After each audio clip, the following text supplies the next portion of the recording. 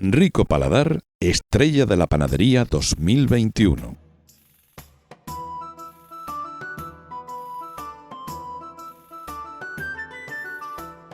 En Rico Paladar, al utilizar harinas de la mejor calidad, no podemos caer en el error del sobreamasado, porque las deterioran y las oxidan. Nuestros amasados son cortos para conservar todas las propiedades del grano. Para dar fuerza a nuestras masas, compensamos con numerosos pliegues, largos reposos y lentas fermentaciones, que le darán al pan todo el sabor del cereal y aumentará su conservación una vez horneado.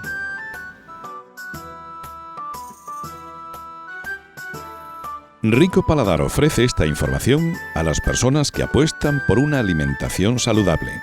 Un nuevo concepto de panadería, recuperando métodos ancestrales.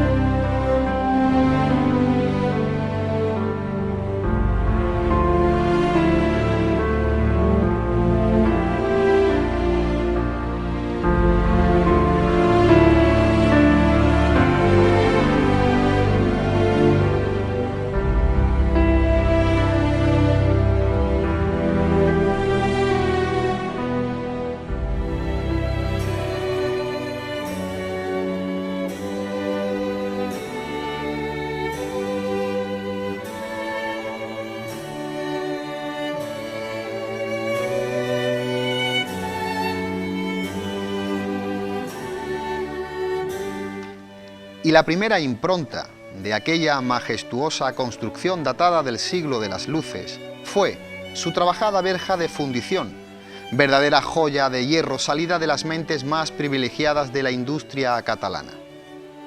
Aquel vasto complejo de acero alegórico a la geometría era el fiel guardián, en pleno centro de Sanlúcar de Barrameda, de una puerta al pasado. Tras traspasar el portón de entrada, coronado por un simétrico montante de hierro fundido, el viento silbaba a su antojo por aquel inmenso salón, a causa de la desnudez propia del abandono y de las rotas ventanas de la casa. En aquel justo instante, una mente inquieta y detallista como la mía no pudo dejar de asombrarse de aquella sublime decoración decimonónica, digna de los artesanos más brillantes de la época, de las manos más creativas de la brillantez humana. En sus ajadas paredes aún lucían con decoroso esplendor los frescos decorados de la pared, enjambre de ramajes de viñedos, de frutos de hojas entrelazadas que daban a entender el carácter bodeguero que había tenido aquella morada sanluqueña. Seguía aquella pictórica parabola a una de los barcones que del céntrico palacete, gloria de otros tiempos, y ahora en franca decadencia, quizás por la tecnología de un siglo que nos colman de prisas y desasosiegos constantes. Aquella antesala colgante a la vida de Sanlúcar del siglo XIX nos flanqueaba con bellas ménsulas, espléndida decoración de apoyo a cornisas y aleros, arcadas ciegas, carreras o dinteles que sostenían los placeres de la vista, y pese al paso del tiempo, inflexible y lejos de entelequias, aún persistían al envite de las galernas de Oriente los frisos exteriores que, lejos de lucir como en sus mejores tiempos, se contentaban con no terminar de precipitarse al abismo ignominioso. Y era una inmensa partida de ajedrez la que se podía jugar en el suelo de mármol de aquel majestuoso salón, de techos bellamente decorados con frescos, con vistas al mundo egipcio y asiático. Pero en aquella pieza, diáfana, desocupada de quehaceres diarios, lo único que bailaba al insolente viento invernal era la lámpara de aceite de estilo pompeyano y las hojas de los anuarios o libros de cuadernos de la industria vinatera que allí albergó entradas y salidas, embarques e inventarios, que allí acogió alguna vez otra vida lejos de esas prisas y desasosiegos constantes. Así que abandoné aquella morada con la extraña sensación de que jamás volvería a entrar en ella. Por tal motivo, retuve en mi memoria todos los detalles posibles, porque allí, por unos instantes, el tiempo había desaparecido, por muy inflexible y alejado de entelequias que quisiese mostrarse en aquella Sanlúcar del siglo XXI. El vacío silbaba por todos los recovecos de la casa. ¿El misterio? Bueno, el misterio estaba servido. Buenas noches a todos. Mi nombre y quien os habla, Rafael Montaño García. Sean muy bienvenidos a Café de Levante. Y hoy vamos a hablar de misterio, vamos a hablar de sucesos paranormales y vamos a hablar de investigación. Y para eso se encuentra con nosotros José Manuel Nuño. Ante todo, bienvenido a Café de Levante y bienvenido a tu casa, por supuesto. Exactamente. Pues muchas gracias, Rafa, por invitarme a tu programa y bueno, y por darle una ventana siempre al tema del misterio. He de decirle al público que no se confunda que no es desde la base, que estamos en Café de Levante, ¿vale? Aunque yo esté aquí, pero estamos en Café de Levante. Bueno, además de Café desde la base, ¿no?, que es el programa que diriges, pues formas parte del organigrama de trabajo de Costa Noroeste, con las cámaras, con fader, con cable, con iluminación y con mil problemas que no es fruto del misterio, sino de todo lo que hay que montar para empezar a hacer un programa, ¿verdad? Exactamente, de mucho trabajo. Bueno, también es lo que te iba a comentar, Rafa.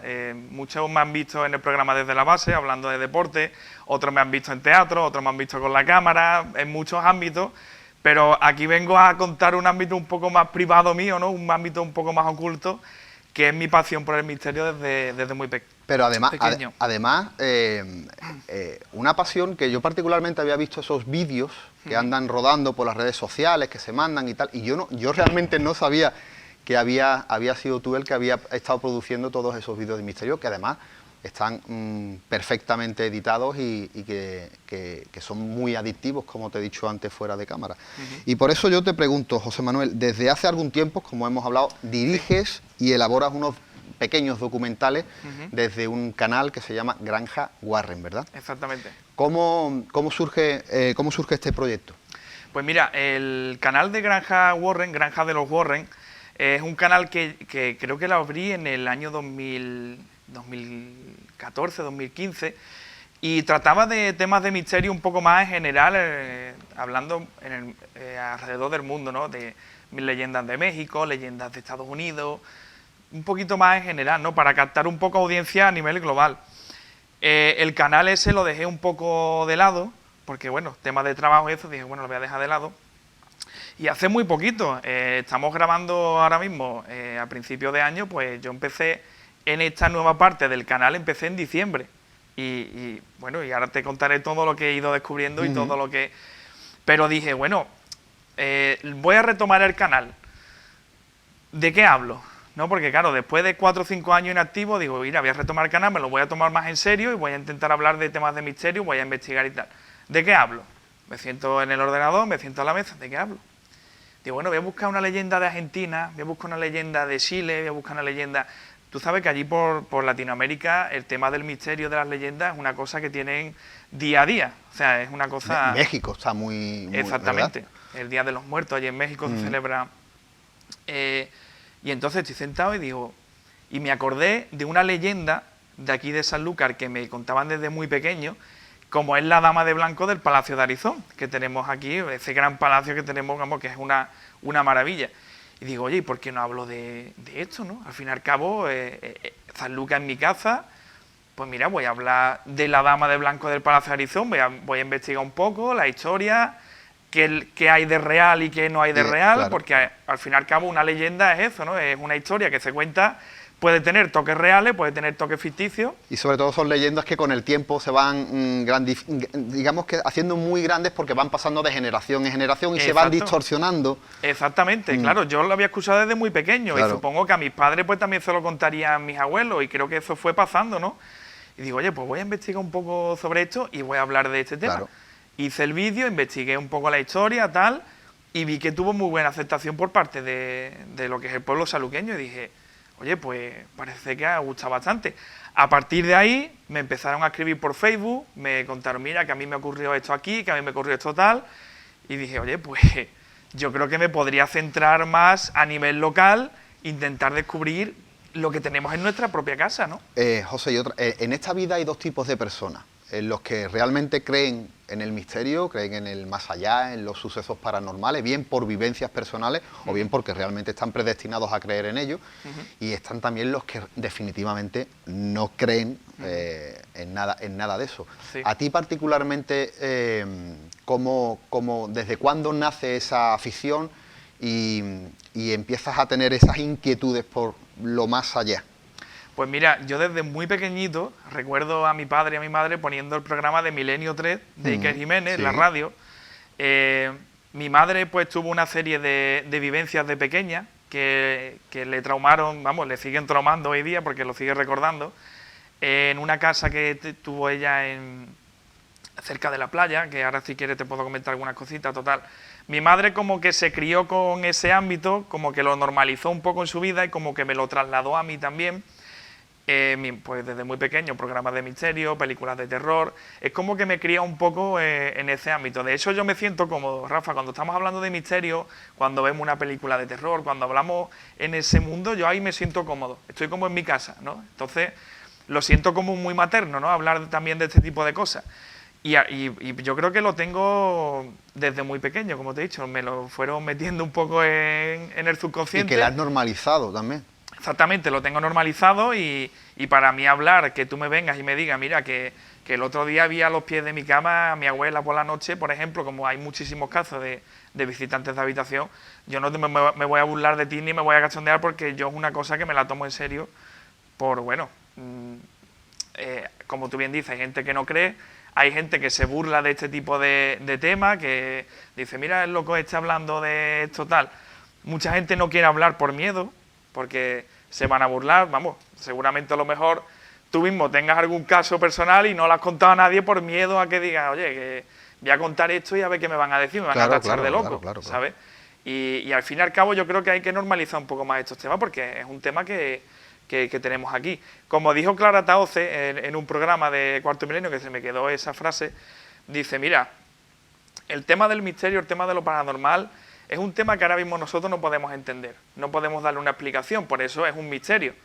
Pero yo creo que de aquí a unos cuantos años, no te sé decir 100, 200, 50, le encontraremos una explicación y ahí diremos, vale, pues ya esto no es un misterio, ya sabemos por qué ocurre este tipo de cosas. Pero ahora mismo no tenemos una explicación y es un misterio.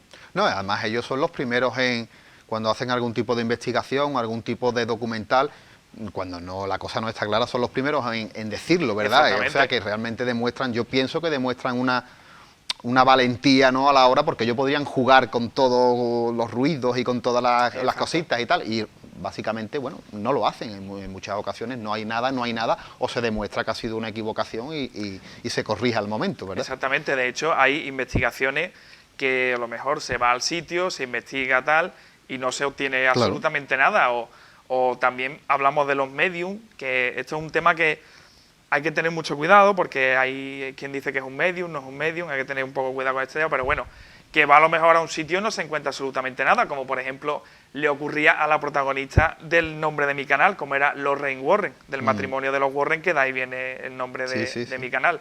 Lorraine Warren era una medium y ella iba a los sitios porque le llamaba, investigó 40.000 casos y algunas veces iba y no tenía absolutamente nada. Claro. O sea que eso nunca se sabe cuándo... La mayoría de los sucesos paranormales, de los que se nos escapa a nuestro entendimiento, ocurren en edificios. En edificios de diferentes épocas, pero sobre todo en las épocas antiguas parece que alberga ese hálito de vidas pasadas. Yo te pregunto, ¿crees que existe una línea paralela en el contexto espacio-tiempo entre una vivencia y el pasado de una casa? Esto es un tema que hay mucho debate, porque hay quien dice que cuando una persona muere en un sitio o cuando ha ocurrido algún hecho como un asesinato en algún sitio en concreto, el alma de esa persona pues se queda atrapada en ese edificio. O algún tipo de vivencia que no son muy agradables, vivencias negativas, esa energía también se suele quedar atrapada en ese edificio. También hay casos que están bajo el suelo, que en el suelo pues hay algún tipo de cementerio antiguo o han enterrado a alguien Y ese tipo de almas o ese tipo bueno, de energías, podríamos decir, para no hablarlo de otra forma, de energías, al final todo es energía, nosotros también somos energía, se quedan como ancladas en ese lugar. Muchas veces, como por ejemplo le ocurría a la protagonista que te comentaba antes, Lorraine Warren, pues se intenta que esas energías abandonen ese lugar, pero es cierto que se suelen quedar impregnados en esa casa. También te digo, esto lo quería comentar antes de empezar para que no haya confusión, que se me ha olvidado. Yo no soy ningún experto, ni soy no soy ningún experto en la materia. Yo todo lo que voy a hablar hoy es mi opinión y mi vivencia que yo he ido leyendo, viendo, ¿vale? No, pero que lo digo por si a lo mejor me está viendo algún experto y me está diciendo, oye, ¿qué se cree ahora? No, pero en el ámbito de la investigación no hace falta ser un experto, hay que tener curiosidad y ganas de bucear en la historia y tú sacas tus propias conclusiones. Exactamente. Pues mi conclusión de todo esto, mi opinión de lo que tú me acabas de preguntar es eso, ¿no? Que hay energías que se quedan atrapadas en edificios y bueno, y hay muchísimos casos de el edificio encantado tal, el hotel encantado tal, en el hotel no sé qué, la habitación 230 nadie la quiere porque parece ser que se aparece un fantasma o que se mueven las sábanas o que se mueve porque ahí hubo un asesinato. Oye, pues es mucha casualidad que a lo mejor en esa habitación que hubo un asesinato empiecen a pasar cosas extrañas, porque claro, yo te digo, Rafa, en la habitación 125 del Hotel Guadalquivir pasó tal y ahí se aparece un fantasma, pues tú a lo mejor puedes ir un poco ya con la idea preconcebida, puedes empezar también a imaginar cosas porque claro, la mente... La sugestión. Exactamente, la mente también juega muy malas pasadas. No, y también es verdad que en el ámbito del misterio hay muchas personas que se intentan aprovechar, ¿no? Digamos, de una leyenda, por ejemplo, un hotel o una casa de hospedaje, que sabes que si le mete ese hálito de misterio va a recibir un cierto público. Entonces, digamos que al final se termina convirtiendo en un pequeño ovillo de lana donde se entremezcla lo que es real con lo que es falso e inventado. Y eso realmente al misterio le causa mucho daño, ¿no? Porque hay gente que se aleja porque cree que realmente es una pantomima. Claro, por eso también hay que investigar un poco, hay que informarse de la historia, porque, por ejemplo, me dicen, en el Hotel Arizón se aparece una dama de blanco. Y digo yo, bueno, ¿y por qué se dice esto? ¿Allí ocurrió algo? ¿Pudo pasar algún hecho que por eso se pasa esto? Pues entonces, como esto todo igual, ¿no? Me dice, no, es que el hotel tal tiene la habitación. Bueno, ¿y por qué? ¿Porque lo has dicho tú o porque algo me tienes que poner alguna historia que haya ocurrido detrás, ¿no? Claro, tienes que ver qué contexto tiene por detrás, ¿no? Para que pueda pasar eso. De todas maneras, de la Dama de Arizón y del Palacio de Arizón, tan famoso en San Lucas, cargadores de India y hacendados y hacendosos comerciantes indianos, hablaremos en un rato.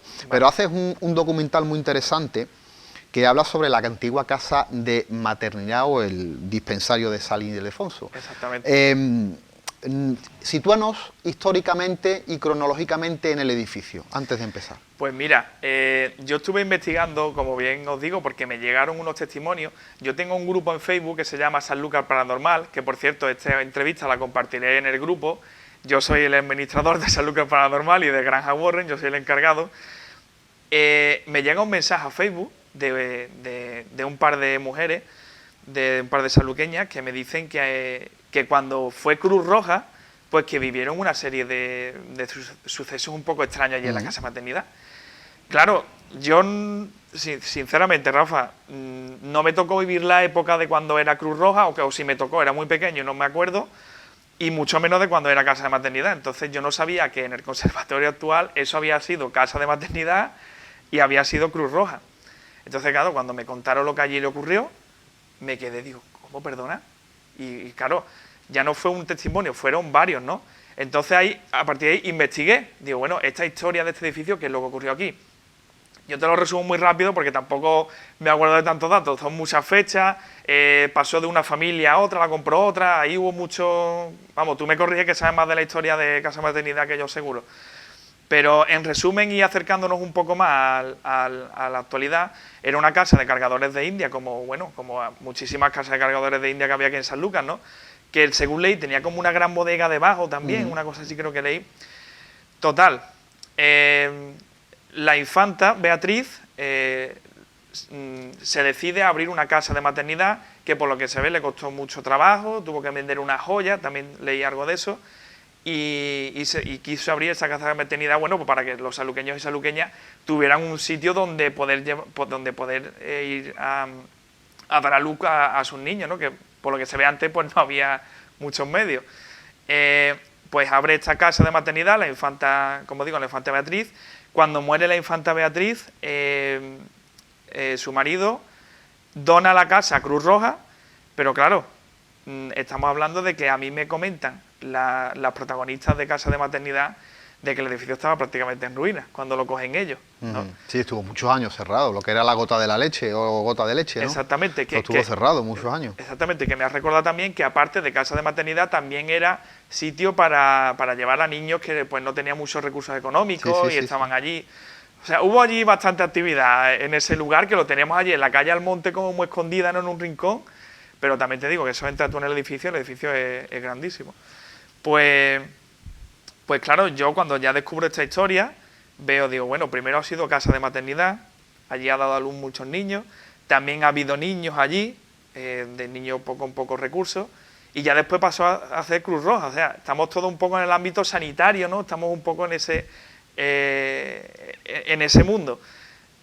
El mundo sanitario que tantos misterios y tantas historias nos tiene que contar de hospitales, que me han llegado algunas totalmente impactantes. Pues, ¿quiere que te cuente alguna cosa de lo que me dijeron las invitadas? Claro. Sí.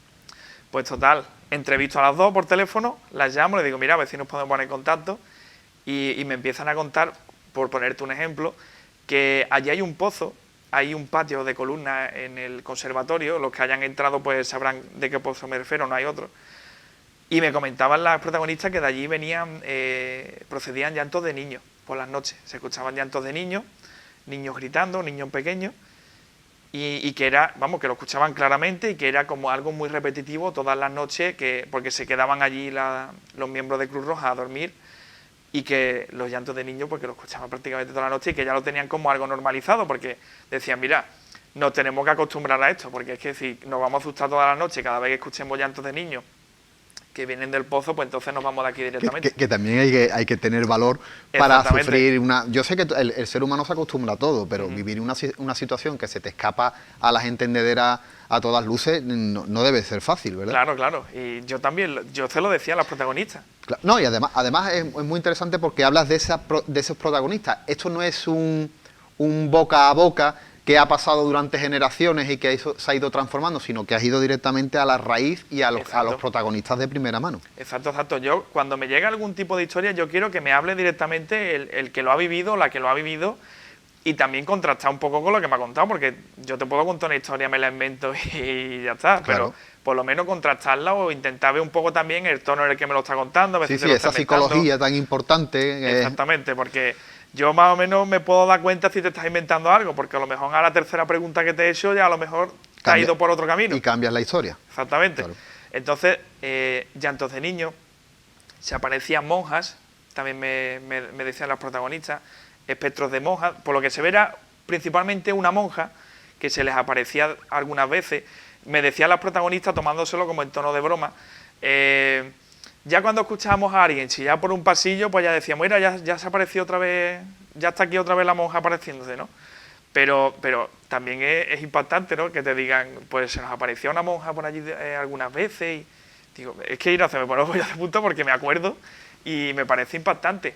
Una luz que veían pasear por una planta de arriba, cuando no había absolutamente nadie, que a lo mejor iban a una cafetería, no había nadie en Casa de Maternidad, y veían como una luz que se paseaba por la planta de arriba. Decían, bueno, ¿qué es esa luz? Es que no hay nadie absolutamente ahora mismo, y era como una especie de candil, me decían, que se paseaba por allí. También había un cuadro de la infanta, Beatriz, allí, de ella vestida de sanitaria, y decían que ese cuadro no se podía tocar, que ese cuadro, en el momento que alguien lo tocaba o hacía algo referente al cuadro, que ocurría algo, y que le tenían muchísimo respeto y que decían, oye, este cuadro no lo toque, no haga referencia mucho, porque parece ser que a la infanta no le hace mucha gracia que toquemos su cuadro, ¿no? Y muchísimas cosas, Rafa. Y una de las cosas que a mí me impresionó, porque fue la primera entrevista que yo hice con respecto a este tema, me impresionó mucho el tono en el que me lo estaba contando la protagonista. Se entrecortaba algunas veces como que le temblaba la voz contándomelo, le daba golpe al móvil porque se ponía nerviosa. O sea, era como que era una vivencia que ella había tenido y que lo estaba recordando y que estaba dando la profundidad de sus recuerdos y que verdaderamente le estaba afectando. Bueno, tú, es lo que hablábamos antes, haces ese estudio psicológico de la persona porque tenemos ese sexto sentido para en un momento dado darnos cuenta cuando alguien realmente no te está contando la verdad. Pero digamos que tiene una magnitud más importante cuando ese texto, ese testimonio viene de primera mano. Es alguien que incluso podría pensar, a mí me puede perjudicar contar este tipo de historias y lo cuento. Claro. ¿Por qué? Porque esto no es algo que yo he leído, que yo he oído, que a mí me ha contado mi abuelo o un amigo, que sabrá Dios de dónde viene esa historia. Claro. Pero realmente es alguien que ha trabajado allí en un edificio que alberga, que impregna misterio, porque fue dispensario, porque dio a luz, como has comentado, a muchos niños en Sanlúcar en épocas muy difíciles, años 10, años 20, donde había muchísima miseria en Sanlúcar. Una enfermedad, por muy pequeña que sea, se llevaba a un bebé por delante o a un niño por delante, con lo cual es verdad que ya de por sí la caja, el envoltorio del suceso ya tiene miga y después va cronológicamente tras el paso del tiempo van sucediendo más cosas por ser Cruz Roja, por ser un ámbito sanitario, con lo cual que guarda todos los mimbres eso para que pueda, para que le puedas tener un poco más en cuenta, ¿verdad? Claro, y además que de lo que tú dices, si tú has vivido algo, Rafa, yo te pregunto a ti por una experiencia que tú hayas vivido y me la vas a contar perfectamente porque la has vivido. Ahora, si te empiezas a inventar cosas, si te empiezas a inventarte una historia, va a haber un momento que te voy a coger, ¿sabes? Claro. Entonces, eso es muy importante, ver que la persona que me está contando la historia es eso.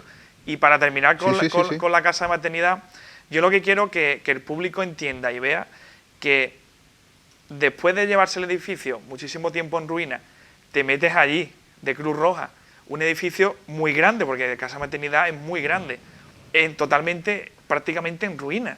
Te metes allí por las noches a dormir. Es que tiene, es como tú bien dices, ¿no? Tiene el envoltorio perfecto para que ocurran cosas. Es que encima ocurrieron cosas y no solamente que me lo contara una persona. Claro, exactamente, me lo contaron dos. Yo entrevisté a una independientemente de otra para que no se infectara ninguna de otras.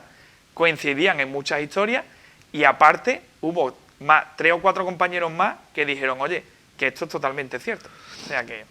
José, ¿tú piensas que a día de hoy sigue habiendo un cierto recelo a la hora de hablar estos temas, personas que han sufrido de primera mano algún misterio, algún suceso paranormal?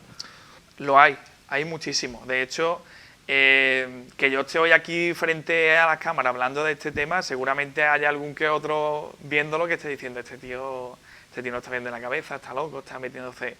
Y es por eso mismo, ¿no? Porque te tachan de loco, te tachan de... Porque al final son temas muy etéreos, son temas muy complicados de entender. Claro. Como bien te he dicho al principio, no lo entendemos. Cuando el ser humano no entiende algo, directamente, esto no lo entiendo, da igual, esto no me hable de nada porque no lo entiendo. Y al fin y al cabo es muy complicado. Pero si te pones a pensarlo, esto no es algo nuevo. O sea, la historia del ser humano está vinculada al misterio desde siempre. Exactamente. Si te vas a tierras indianas, cuántos chamanes, cuántos hechiceros, cuánta brujería negra existe en Cuba, en Venezuela, en Colombia, que llevan siglos en su sociedad. Pero si te vas también a años más contemporáneos, igualmente. O sea, sigue habiendo sucesos, por ejemplo, Cádiz fue una de las plazas más importantes del espiritismo del siglo XIX. Las corrientes espiritistas que entran en el siglo XIX entran por Algeciras, entran por Cádiz, y esas primeras logias, entre comillas, de espiritistas que empiezan a tratar el más allá, entran por esta zona y llevan ya muchos siglos que están instaurados y están perfectamente. O sea que todo esto no es nada nuevo. Claro. Que hoy contamos historias, gente se puede sorprender, pero es que si te vas 150 años atrás pasaba y si te vas 300 años atrás también pasaba. Exactamente. La espiritualidad y el ser humano siempre han estado dados de la mano desde siempre. Hablamos del quinto centenario en Sanlúcar, ¿no? Que estamos en pleno año de celebración, y cuando tú coges el libro de a bordo o el diario de Pigafetta, es una novela donde se entremezcla el misterio. Totalmente. Ellos ven sirenas, ven monstruos marinos, ven cosas un nuevo mundo que no habían descubierto, que no le daban una explicación, y eso es un misterio de la época. Exactamente, y además que cuando hablamos de misterio, Rafa, como tú bien has repasado, no solamente hablamos de que se aparezcan fantasmas, no. hablamos algo de muchísimos misterios claro, a lo largo de la historia. Te pongo un ejemplo muy claro sin meterme en ningún bando ni otro, pero la figura, por ejemplo, de Jesús de Nazaret es un gran misterio que tenemos en la historia, por ejemplo. Por supuesto. Por ejemplo, es un misterio que todavía a día de hoy no se ha resuelto. Las pirámides, yo qué sé, hay muchísimas cosas, Rafa, que son misterios que tenemos en la historia de la humanidad que todavía no se han resuelto y no estamos hablando solamente de fantasmas. Y este tipo de personas, como tú bien dices, que no son muy reacias todavía a hablar, es sobre todo por el miedo, Rafa, por el miedo no de la historia, por el miedo de lo que le vayan a decir, por el miedo de burla, por sí, ese tipo de pero cosas. mira, cuando, y además con todo mi respeto, cuando hablas con alguien que no tiene mejor una posición de cara al público que pueda... Dice tú, bueno, me está contando una historia, será verdad o no será verdad, pero es que hoy día, y lo podemos ver en programas como Cuarto Milenio y otros programas, donde salen gente que tienen una importancia social, o sea, que son doctores en historia, en medicina, que son catedráticos, que son gente que realmente tienen más que perder que de ganar a la hora de contar, y están contando, el director del hospital más importante en Madrid, pues está contando que está pasando sucesos paranormales o sucesos extraños que no le pueden dar una explicación en su hospital, y lo está contando alguien que realmente tiene un cargo importante y que... Con lo cual eso da a entender que poco a poco se va normalizando, ¿verdad? Exactamente.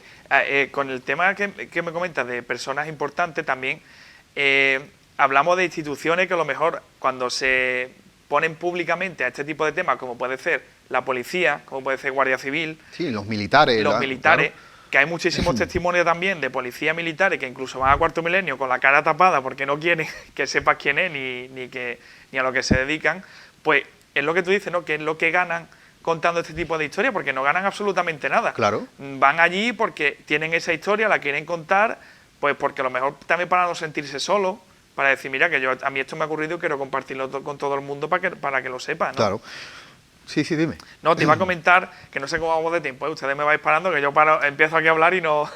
me recuerda mucho un caso que ocurrió en Madrid, el caso Valleca, no sé si... Se hizo una película. Se hizo una película, Verónica, que fue también Cuarto Milenio, con el jefe de la policía que llegó esa misma noche. Lo sé, lo recuerdo. Y fue allí contando exactamente todo lo que se habían encontrado. No pudieron hacer el informe, decían, pero ¿cómo hago? Hicieron un informe de muebles volando, de tazas, de tal y cual. Claro, la verdad que son historias que superan...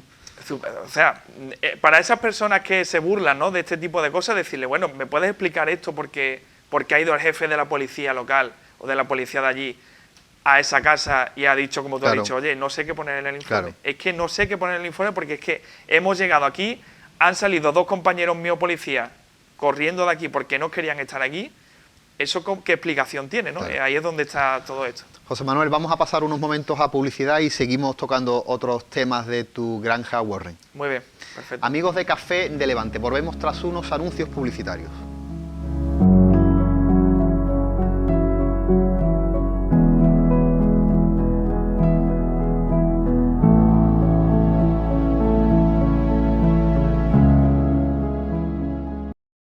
Rico Paladar, estrella de la panadería 2021.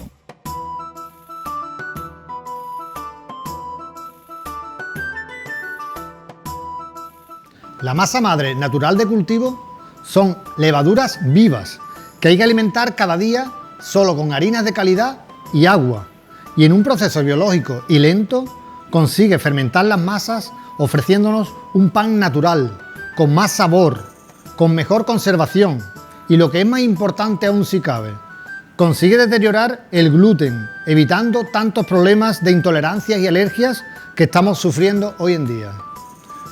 El uso de la masa madre natural de cultivo es un método de fermentación ancestral que utilizaban nuestros antepasados y que en Rico Paladar hemos recuperado. Rico Paladar ofrece esta información a las personas que apuestan por una alimentación saludable. Un nuevo concepto de panadería recuperando métodos ancestrales.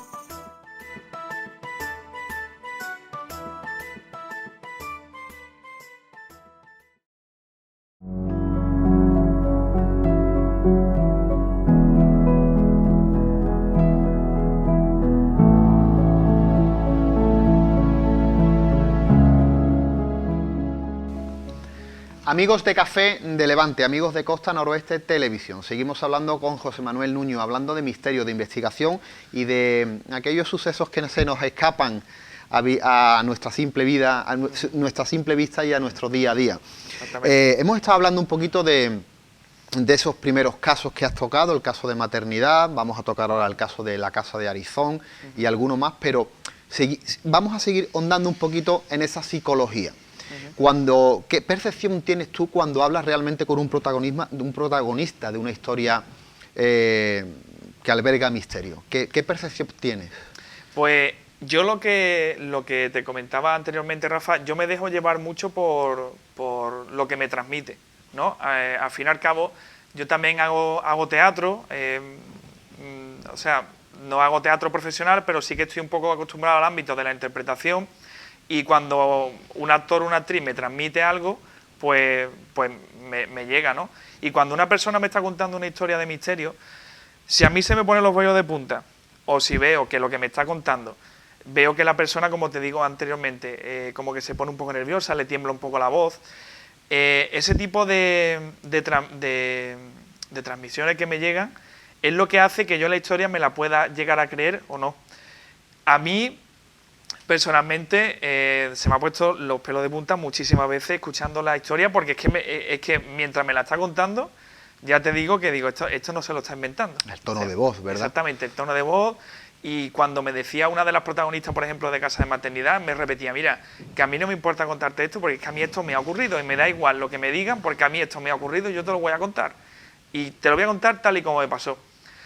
Y a mí me gusta eso, ¿no? Que cuando yo escuché a una persona contarme una historia, mira que hace poco, por ejemplo, me llegaba también un caso de un hombre de aquí de Sanlúcar, porque muchas veces la mayoría quieren permanecer en el anonimato, por lo que te he comentado antes. Entonces, dependiendo quién me lo haya contado o no, pues puedo decir y no. De un hombre que su hermana hizo la Ouija en su casa. La Ouija, por cierto, un juego muy peligroso, muy peligroso, que hace unos años se vendía como juegos de mesa para los niños y que ha tenido pues innumerables casos de catástrofe en casa por jugar con esa tabla. Lo digo desde aquí, no juguéis con esa tabla. Si vais a utilizar la Ouija, que haya un profesional al lado que sepa cómo abrir y cerrar. Que a lo mejor hacemos la Ouija ahora mismo aquí, no pasa absolutamente nada, pero basta para que la hagamos para que pase algo. Pues hizo la Ouija la hermana en su casa, él no lo sabía, y de pronto pues dice que en una noche pues se apareció en su habitación un hombre muy alto, negro, con una cara muy brillante y con un sombrero, ¿vale? Claro, obviamente tú te ves eso en tu habitación y dices tú, obviamente el hombre pues salió corriendo, chillándonos, buscando qué es lo que era esa aparición, ¿no? Porque estaba ese hombre alto, negro, con la cara brillante, con un sombrero allí. Total, dice que los eventos fueron a más, que ahora los cuadros se caían solos, que ahora había un vaso en una mesa y el vaso se caía, que se escuchaban susurros, se escuchaban voces por la noche, que se aparecía mucho este hombre, que se le aparecía ya no solamente a él, sino también a parte de la familia, hasta que ya la hermana dijo, mira, que es que yo hice la Ouija el otro día aquí con una amiga y puede ser que todo esto esté provocado porque nosotros pues hicimos este juego, ¿no? Y me comenta el protagonista que es que hoy día todavía sigue ocurriéndole cosas allí, y te hablo de que esta historia pudo ocurrir a lo mejor hace 15 años. Y que hoy día sigue allí todavía ocurriendo cosas, como hablábamos al principio de que se queda impregnado algo en un edificio, en una casa, pues ahí por lo que se ve se ha quedado eso. Este hombre ha tenido que ir a un psicólogo porque lo ha pasado muy mal con este tipo de eventos. Date cuenta, Rafa, que esto no es algo, como te decía antes, los que se burlan de este tipo de cosas, pregúntale a este tipo de personas que le ocurren estos sucesos que están mal psicológicamente porque le ocurren este tipo de cosas. Habla con estas personas y pregúntale a ver si es mentira o no, claro, lo que le está pasando. Esta persona ha tenido que ir a un psicólogo durante muchos años por lo que le está ocurriendo en la casa. ¿Qué nivel...? Porque evidentemente nosotros, nuestro ser en sí, llámalo sensación, llámalo, no sé, algo intrínseco que tenemos nosotros en nuestro cuerpo, en nuestra cabeza, que es la sugestión. Exactamente. ¿Qué nivel de sugestión se juega en estos tipos de casos en muchas ocasiones? Pues mira, es muy fácil. Como yo te decía antes, Si yo a ti te digo, Rafa, tú vas a este edificio y ahí pasan cosas, tú ya vas predispuesto. Claro. Ahora, si tú vas al edificio, tú no sabes absolutamente nada y te ocurre algo, ahí es cuando dices tú, bueno, yo aquí no vengo con sugestión ninguna. Yo aquí, ¿qué es lo que está pasando aquí, no? Entonces, este caso que yo te acabo de contar, el hermano no sabía que la hermana había hecho la ouija. Porque si la hermana ya lo hubiera dicho, oye, que he hecho la ouija con mi amiga, pues a lo mejor ya se hubiera empezado, pues a ver si viene algo. Pero es que él no sabía nada. Yeah. Él ni la familia sabía por qué estaba ocurriendo ese tipo de cosas. Entonces, Claro. ahí es donde dices tú, ¿hay sugestión? Pues por supuesto. ¿Puede jugar malas pasadas a la mente? Muchísimas. La mente es muy poderosa, te puede hacer ver y escuchar cosas que no hay, Claro, obviamente. claro. Pero yo me voy a los casos cuando previamente no sabes nada y al final pues ocurre algo, ¿no?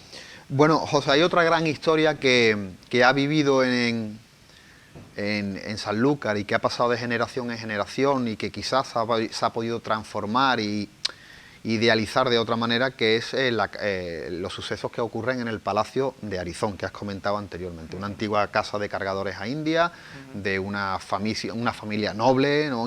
Con comercios indianos. Hablamos hay dos sucesos importantes, que es la historia del asesinato que fue protagonista Diego de Arizón, y después otro familiar, que es la famosa torre, ¿no? Donde se ve los galeones entrando, los barcos de cargamento entrando por la proa. Entrando en la primera parte de este misterio, ¿quién es Diego de Arizón y cuál es su historia? Pues esta historia me gustó mucho, Rafa, cuando la investigué, porque como te digo, fue la primera. Empecé a tocar este tema local y viendo que era algo tan cercano, digo, vaya historia que tenemos aquí, ¿no? Justamente en Sanlúcar, y muchos no lo conocemos. Voy a hacer como antes, voy a resumir un poco la historia para los que no la sepan y nos estén escuchando. Pues como tú bien dices, la familia Arizón era una familia de Irlanda que se fue a Barcelona y hacía comercio con las Américas. Entonces dijeron, oye, creo que Sanlúcar puede ser un buen sitio también como puerta, ¿no? Lo tenemos sí, estratégico, más cerquita. puerto de salida para la mercancía. Exactamente, como muchísimas otras expediciones, ¿no? Que han salido aquí de Sanlúcar. Pues entonces la familia Arizón se traslada aquí a Sanlúcar y pues construye el Palacio de Arizón, que según leí no se construyó de una vez, sino que se construyó en 2 veces, total, tiene mucha más historia. Pues nuestro protagonista, Diego de Arizón, se casa con una sanluqueña, la sanluqueña Margarita Cerquera, que seguramente os sonará si habéis escuchado un poco esta historia. Se casa con ella. ¿Qué es lo que ocurre en esta historia?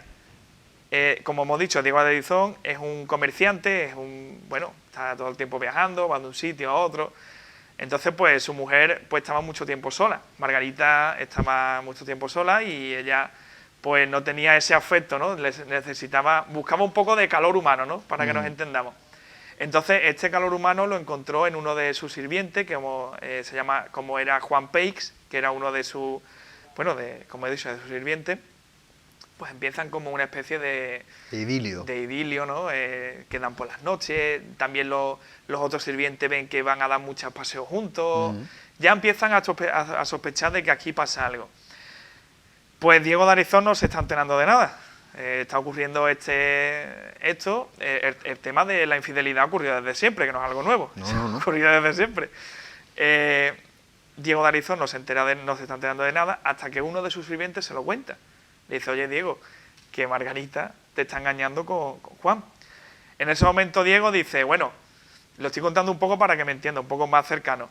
Diego dice, bueno, no me ha gustado lo que me has contado, pero tengo que comprobarlo por mi cuenta, tengo que ver que eso sea cierto.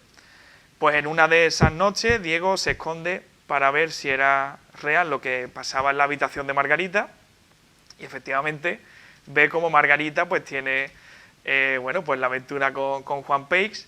En ese momento Diego, enloquecido totalmente, pues coge y asesina a los dos, tanto a Margarita como a Juan, un festival de sangre allí en la habitación, y los asesina brutalmente. Diego, ¿qué hace? Pues que los empareda en uno de las paredes del palacio.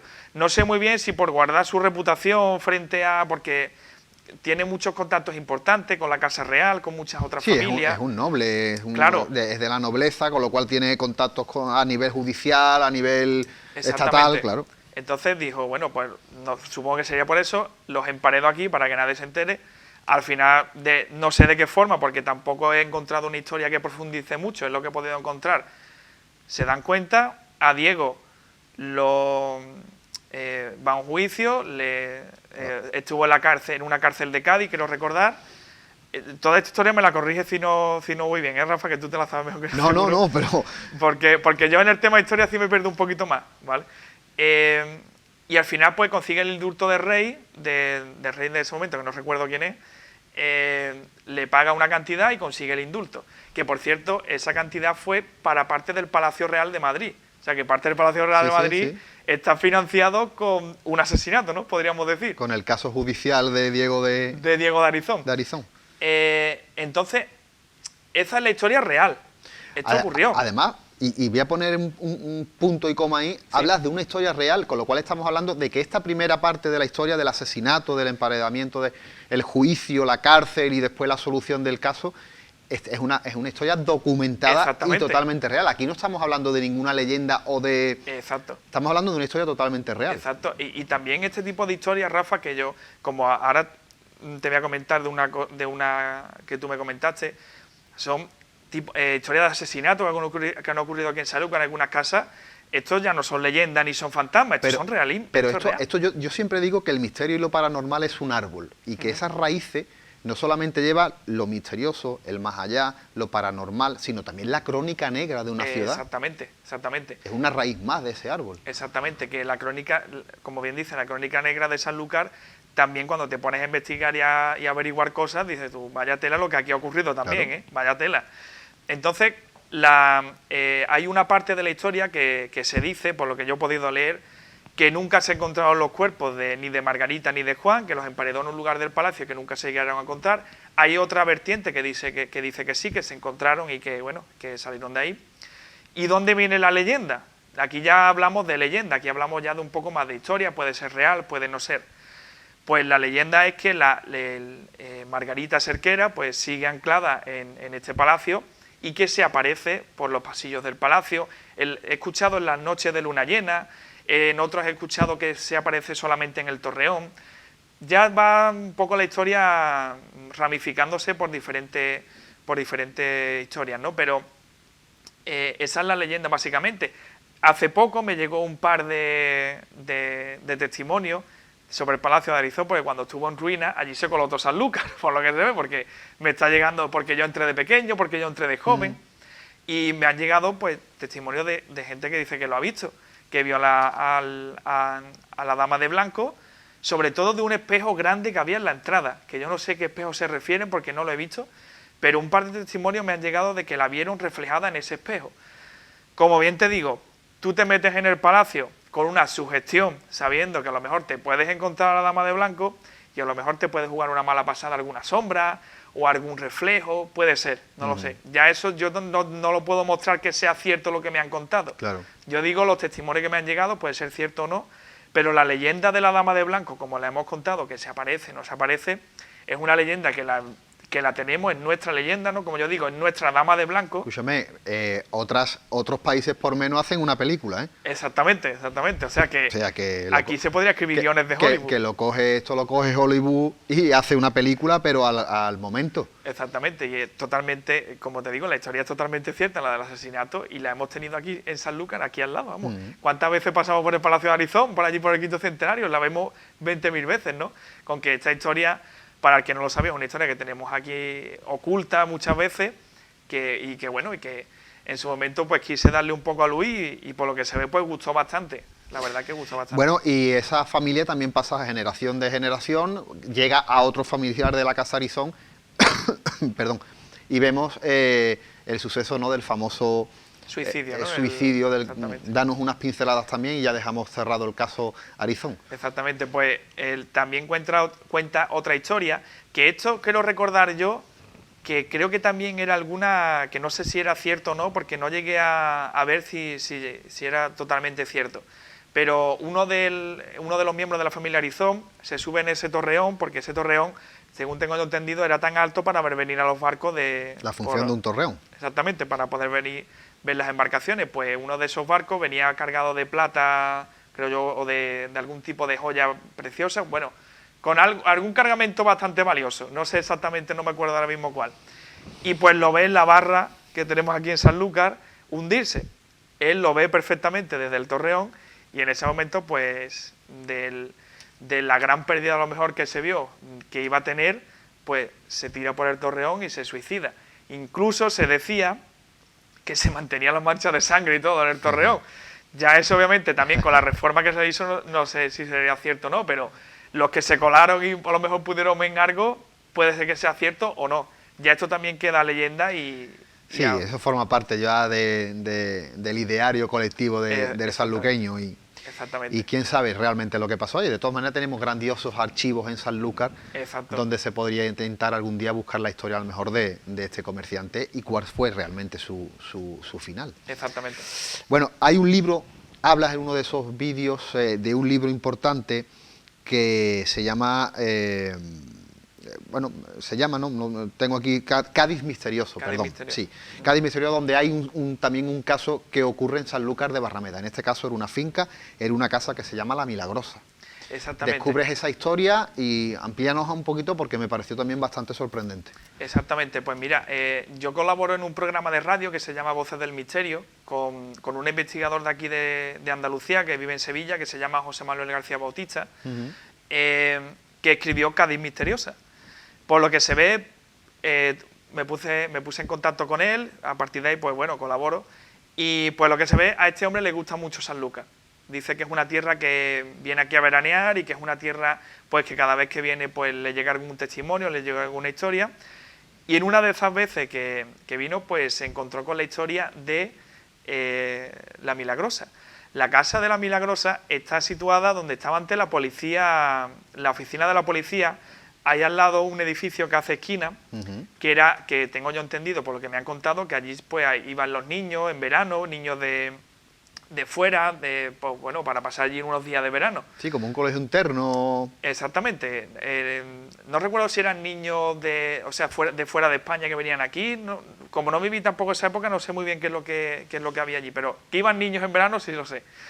Pues leí en uno de esos capítulos de Cádiz Misteriosa, está Sanlúcar en un par de ocasiones, por cierto, de un caso de la calle Bolsa, de una casa impactante, pero impactante, increíble, que José Manuel fue en directo en la radio allí a contar el testimonio, que también habla en Cádiz Misteriosa de ese caso, es alucinante, que ahora te hago un repaso rápido. Pero hablando de La Milagrosa, pues le llegan a uno de los padres que estaba allí, pues iba a recoger a uno de los padres, uno de los tutores, como te digo, no sé muy bien qué es lo que estaba allí, y le dice pues que en esa casa que tenga cuidado los monitores porque allí él percibe algo un poco extraño. Total, esto es, Rafa, lo que yo te digo siempre, no cuento nada porque me da miedo, pues en una de esas reuniones que tuvieron los monitores o que quedaban allí dentro de lo que es esa casa, pues una de ellas pues se decide a contar un hecho que tuvo allí. Y es que estaba en el cuarto de baño peinándose y de pronto pues escucha como una risa de niño por el pasillo y dice, bueno, es de noche, todos los niños deberían estar acostados. Mira por el pasillo, ve que no hay nadie, dice, bueno, qué extraño. Y entonces eso ella lo cuenta a los compañeros. Le dice, mira, que a mí me ha ocurrido esto. ¿Qué pasó ahí? Que una vez que se abre, por decir, la puerta, pues ya los compañeros empiezan a contar cada uno las vivencias que ha tenido. Y allí, pues, en general lo que se decía es que se aparecían niños, que se escuchaban voces de niños. Se dice también que en una de las noches que estaban durmiendo, cuando dormían los monitores juntos, pues pudieron ver claramente todos como un niño se puso a jugar por allí por la habitación. Entonces, allí, en la casa de La Milagrosa, no sabemos muy bien qué es lo que pudo ocurrir, si hubo algún fallecimiento de algún niño, que a lo mejor pudo ser y nadie sabe nada, si debajo de tierra, como siempre digo, si debajo de esa casa hay algo ahí enterrado que pueda hacer que tenga ese tipo de manifestaciones, pero lo que sí es cierto es que el edificio ahora mismo no está en desuso, no se utiliza, está abandonado, y que podría ser bastante interesante de que nos llegara algún tipo de historia de allí. Oye, he estado por preguntártelo varias veces y ¿has pensado alguna vez hacer algún trabajo de campo? Yo lo he pensado, pero como te he dicho al principio, yo no soy ningún experto yo soy un fanático de esto y me gusta hablar de estos temas, investigar. pero cuando es meterme más dentro de hacer una investigación con psicofonías, con medidor del campo electromagnético, con cámaras infrarrojas, todo este tema, yo prefiero tener al lado a un profesional. Bueno, voy a reconducirte la pregunta. ¿Te has planteado trabajar con algún profesional y hacer estudios de campo sobre estas historias que estamos hablando? Exactamente, con José Manuel García, lo he hablado con él ya un par de veces y tenemos para intentar hacer un par de proyectos aquí en Sanlúcar. Lo que pasa es que yo tampoco sé muy bien cómo funciona esto, porque habría que pedirle permiso al ayuntamiento o al que fuera dueño de esa casa para que nos dejara estar allí una noche haciendo una investigación para saber si puede haber algún tipo de manifestación o si solamente son leyendas o son historias, ¿no? Claro. Tenemos un par de sitios aquí que yo he hablado ya con él, que estamos... En uno de ellos sí hemos hablado ya con el dueño, estamos un poco a la espera de que nos diga que sí. Y por supuesto yo estaría totalmente encantado. Nunca he estado en una investigación de campo. Tiene que ser una experiencia muy bonita. Y tiene que estar bastante bien. Como me comentó José Manuel, eso es encerrarte allí prácticamente una noche entera y investigar una cosa, hacer una prueba a otra. Y yo por supuesto que estaría encantado. Y claro. Vamos, de hecho espero poder hacerlo. Oye, hay una historia que vi en tu canal que realmente me impactó bastante. Es una historia que cuenta Alex García para Sevilla Fútbol Club Radio.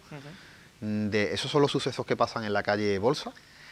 Sí, que están en directo en la radio. Están en directo, pero lo gracioso que lo interesante es que están haciendo el programa desde Sevilla Fútbol Club Radio y están contactando con los sucesos paranormales que está pasando en una casa en Sanlúcar e incluso se entrevista a los protagonistas en el momento in situ, ¿no? Exactamente. Cuéntanos un poquito esa historia. Y este caso es alucinante, es Rafa, alucinante, porque sí. es que es en directo. Es en directo. Es en directo y lo he escuchado, yo no sé cuántas veces he escuchado ese programa, porque lo vuelvo a escuchar y me vuelvo a sorprender. Que por cierto, lo tenéis, con el permiso de José Manuel, lo cogí en su momento, lo tenéis tanto en el canal de iVoox de Voces del Misterio, está ahí, como en el canal de YouTube de Granja Warren, también está ahí que lo podéis escuchar. Conectan desde Tarragona Radio con José Manuel, que está en este momento en Sanlúcar en verano. Conectan desde allí aquí, en Sanlúcar. Y entonces pues le dicen los propietarios pues que allí ocurren algunos, que en la planta de arriba sobre todo, que escuchan ruido, que no saben muy bien lo que pasa y que tiene dos niñas pequeñas y que esas dos niñas tienen como un especial interés en subir arriba, porque dicen que arriba hay una señora mayor que dice que quiere jugar con ellas. Claro, la madre cuando le dice esto... Además, caso de manual de película, ¿eh? Claro, totalmente. De manual. Y claro, la madre es una familia de Sevilla que viene a veranear aquí en Sanlúcar, que compraron esa casa que es antigua y ellos pues no sabrían la historia previa, supongo, y se metieron ahí. Claro, Rafa, tú imagínate que tu niña te dice, mira, papá, que arriba hay una mujer mayor que quiere jugar conmigo, yo quiero jugar con ella. Claro, la madre decía, mira, ¿qué estáis hablando de una mujer mayor arriba? Total, los padres empezaron a enlazar lo que les decían las hijas con lo que ellos escuchaban, porque no paraban de escuchar ruidos arriba. Las niñas insistentemente querían subir arriba, incluso había como especie de una butaca mecedora arriba, que la escuchaba muchas veces de noche moverse sola la mecedora, que me recuerda un poco a la película La mujer de negro. Y claro, después de todo este tipo, pues se pusieron en contacto con José Manuel y allí justamente en directo pues vieron cómo las niñas seguían insistiendo en que querían ir arriba para jugar con la mujer mayor, para jugar con la señora, y se ve la madre muy nerviosa diciendo, mira, yo no quiero estar más aquí, yo me quiero ir de aquí, yo lo siento mucho por el programa de radio, pero yo no voy a estar más tiempo en esta casa, porque aparte de que mis niñas quieren ir ahí arriba con ese ser, que yo no quiero que mis niñas tengan contacto ahí arriba con ningún tipo de energía extraña, no como es normal, la madre quiere protegerla de cualquier cosa que le pueda ocurrir, pues ellos no estaban a gusto en esa casa, ¿no? Imagínate, ¿no, Rafa? A mí me gusta ser empático en este tipo de ocasiones, ¿no? Y meterme en el papel del protagonista, ¿no? Yo me imagino en una casa antigua, yéndome a Sevilla, por ejemplo, ¿no? Que no es allí a veranear, y de estar yo durmiendo por la noche, y en la planta de arriba escuchar ruido, escuchar la mecedora, que mis niñas me digan, es que arriba hay una señora que quiere jugar con nosotros. Además, los niños parece que tienen un sexto sentido para eso, ¿verdad? Exactamente. Hay muchísimos casos de niños pequeños que dicen ver a familiares muertos, que a lo mejor no han conocido nunca. Muchísimos casos, vamos. Personalmente me ha llegado por parte de mi familia de, mira, ahí está el Tito tal, ¿Cómo va a estar el Tito Tal? El Tito Tal murió hace 20 años y tú no lo has conocido y dice que lo está viendo ahí, ¿no? Esto, hay muchísimos casos, los niños tienen una percepción especial. Oye, José, antes de que nos marchemos, algunas preguntas que se me quedan. ¿Cómo piensas que una familia puede afrontar cuando realmente le pasa un caso de esa envergadura? ¿Cómo se afronta eso y cómo se ataja un problema de ese aspecto? Esto es uno de los temas que por eso yo digo que hay que tomárselo en serio, porque ha habido familias que han tenido que abandonar casas, que a lo mejor se la han comprado, han estado un mes o dos viviendo, 3, y porque le ocurran este tipo de sucesos, pues se han tenido que ir. Ustedes, yo ahora me refiero al público que siempre se burla de estos casos y que no cree. ¿Ustedes se creen de verdad que una familia quiere abandonar una casa? Estamos hablando de una familia con niños, niñas, quiere abandonar una casa porque ha escuchado arriba un ruido. Cuando quieren abandonar una casa es porque verdaderamente le está ocurriendo allí algo grave, lo están pasando realmente mal, ¿no? Y no quieren estar en ese sitio, ¿no? Y al final, como te comenté con el caso anterior, te afecta mucho psicológicamente que te ocurren este tipo de cosas, ¿no? Entonces, yo no sé cómo lo puede afrontar una familia porque afortunadamente hasta ahora mismo no he tenido este tipo de experiencia fuerte, pero supongo que la familia lo pasará muy mal para llegar a tomar este tipo de decisiones. Mira, también decirte que me acabo de acordar, hablando otra vez de este tema, de un testimonio que escuché de un guardia de seguridad, de un vigilante de seguridad nocturno de una morgue, que hablaba con Iker Jiménez en su programa de Milenio 3 de radio. Ese hombre estaba llorando como un niño chico, contándole a Iker Jiménez lo que le pasaba allí y que no podía más, que no podía aguantar más, que psicológicamente estaba fatal, que los jefes no le creían, que no podía contárselo a nadie. No tenía ayuda de ningún tipo. Claro, no tenía ningún tipo de ayuda. Rafa, tú escuchar a una persona adulta, que llorar podemos llorar todo el mundo, que eso no pasa absolutamente nada, llorando como un niño chico en directo en el programa de Iker Jiménez, diciendo que no podía aguantar más la situación, que él le estaba contando esto, pero que era algo que lo estaba contando porque no podía aguantar más, claro, que le estaba afectando muchísimo. ¿Tú crees que esa persona gana algo contando este tipo de cosas en un programa en directo? ¿Qué gana? Y hartándose de llorar. Claro, pero es lo que hablábamos al principio. Realmente hay muchas personas que tienen más que perder que ganar cuando se cuenta este tipo de personas. Exactamente. Pero digamos que adquiere un valor añadido cuando lo cuenta pues un militar de alto rango que está diciendo, oye, es que en donde yo estoy está pasando este tipo de cosas. No lo está contando un cualquiera, lo está contando un militar que mañana cuando vaya a su puesto de trabajo los demás lo van a mirar y van a decir, oye, no sabía esta faceta tuya, ¿no? Exactamente. O doctores o personas que tienen un cargo muy importante en la sociedad civil. Exacto. ¿Qué ganan, no? Han Claro. contado este tipo de cosas. Si lo están contando es porque lo están pasando mal y a lo mejor quieren compartir la historia para sentirse ellos un poco mejor o para sentirse acompañados, ¿no? Porque decir, oye, me está pasando esto a mí solo, no se lo estoy contando a nadie y me veo un poco solo con estos temas. Oye, ¿no? ¿terminará Granja Warren en Cuarto Milenio? Hombre, no lo sé. Poquito a poco yo espero ir primero descubriendo un poco los misterios de San Lucas, que por cierto me está llegando muchas historias en el corto tiempo que llevo. Ya te digo, empecé en diciembre, he hecho 6 vídeos ya sobre San Lucas y muchas cosas que tengo archivadas que obviamente por falta de tiempo Claro. no puedo, tengo que ir poquito a poco, como también te pasa a ti muchas veces con tus investigaciones y trabajo, ¿no? Tienes que compaginarlo. Pero bueno, nunca se sabe. Yo ahora mismo mi única ambición es esa, ir descubriendo la parte oculta de San Lucas Y a ver qué nos llega. antes de terminar, ¿qué nuevos proyectos tienes sobre la mesa?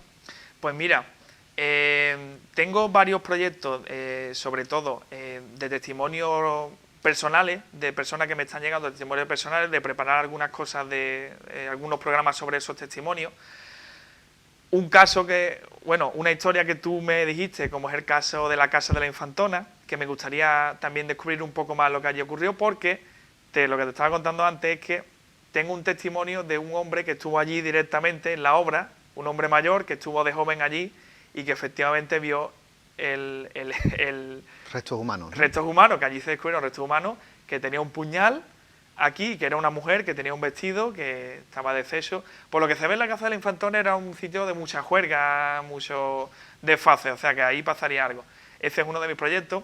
También me ha llegado algún testimonio sobre la Almona de San antigua Lucas. fábrica de jabón y de jabón, aceite, ¿no? Que, claro, la cantidad de años que tiene ese edificio, pues también fue hospital militar, también albergó niños, fábrica de jabón. Me ha llegado un par de cositas ahí que también estoy investigando. También quiero meterme un poco en el castillo, por mi parte, porque yo sé que se ha investigado por muchas partes, pero mira, ya que soy investigador local, pues también quiero que me cuente la historia del castillo y lo que allí ocurre, ¿no? También el ayuntamiento me ha llegado alguna cosita, el palacio del ayuntamiento también me ha llegado algunas cosas. Entonces todos estos son proyectos que me llegan algunos testimonios. Sí, vas tirando del hilo poco a poco hasta que tienes los mimbres suficientes para hacer el guiso. Exactamente, yo voy anotando aquí, ¿no? Bueno, pues vamos investigando a ver qué ocurre, a ver si tengo algunos testimonios. Y yo también, Rafa, aprovechar este momento final que tenemos para decirle a las personas que nos estén escuchando, sobre todo de Sanlúcar y de esta zona también, de la costa noroeste, que si tienen alguna historia, si pueden aportar algo a investigaciones que tenemos de lo que he hablado, tanto el Palacio Arizón, de material gráfico, de cualquiera, que se ponga en contacto con nosotros en Facebook, por ejemplo, en Granja Warren o en Sanlúcar Paranormal, que tenemos el grupo también público, que se ponga en contacto, que entre, que me mande un mensaje y que me mande cualquier tipo de información, porque al fin y al cabo, tú bien sabes también como investigador que cuando te llega cualquier tipo de información, te llega como agua de mayo. Dices tú, esto me ha llegado ahora mismo, me ha solucionado varias partes de la historia de la investigación, ¿no? Porque, como siempre se dice, abrimos las líneas de contacto, ¿no? para que nos contactéis. Oye, José, ha sido un placer tenerte aquí. Y me encanta esa faceta de investigación, esa faceta que mezcla la investigación real, los sucesos real, con lo que puede mover todo el misterio, y te deseo toda la suerte del mundo. Muy bien, Rafa, pues muchas gracias también a ti por haberme invitado al programa, por darme también esta ventana por parte de tu audiencia, que sé que tienes bastante audiencia, a ver si también por aquí podemos conseguir también un poco de más información, y a ver si entre todos podemos descubrir esta Sanlúcar oculta y esta Sanlúcar de crónica negra, ¿no? Como también tú me decías antes. Amigos de Café de Levante, nosotros volvemos para la semana que viene con nuevos invitados y nuevos temas sobre nuestra mesa. Por mi parte, desearos muy buenas noches y un saludo de este que os habla, un tal Montaño.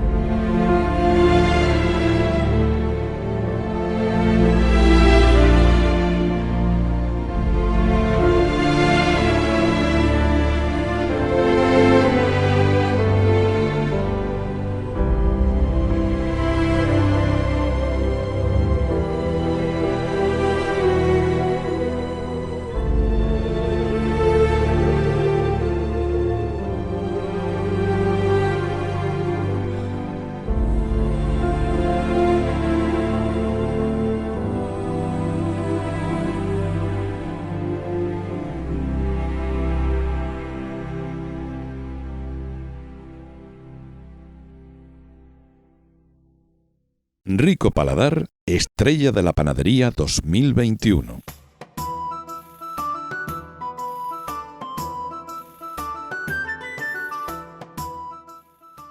En Rico Paladar trabajamos con una selección de las mejores harinas que se elaboran en antiguos molinos de piedra por el sistema tradicional. Son harinas de grano completo, con el germen y todos sus nutrientes.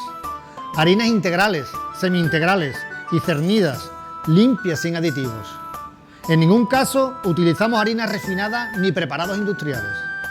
Trabajamos con harina de trigo, centeno, espelta, sarraceno, maíz, avena, trigo duro y así como una serie de cereales ancestrales que se están volviendo a recuperar su producción. Rico Paladar ofrece esta información a las personas que apuestan por una alimentación saludable. Un nuevo concepto de panadería recuperando métodos ancestrales.